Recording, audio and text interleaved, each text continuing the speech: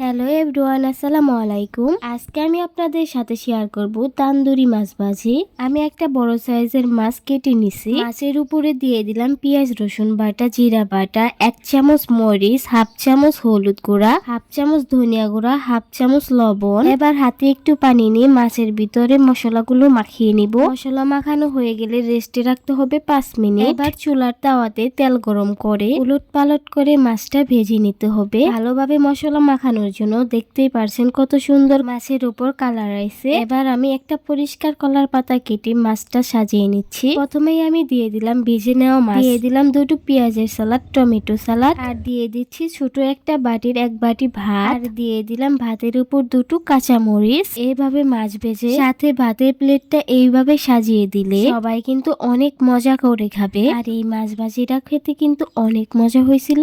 এরকম অল্প সময়ে ঝটপট রান্নার ভিডিও পেতে অবশ্যই আমার চ্যানেলের সাথেই থাকবেন। সবাই ভালো থাকবেন, সুস্থ থাকবেন। আল্লাহ হাফেজ।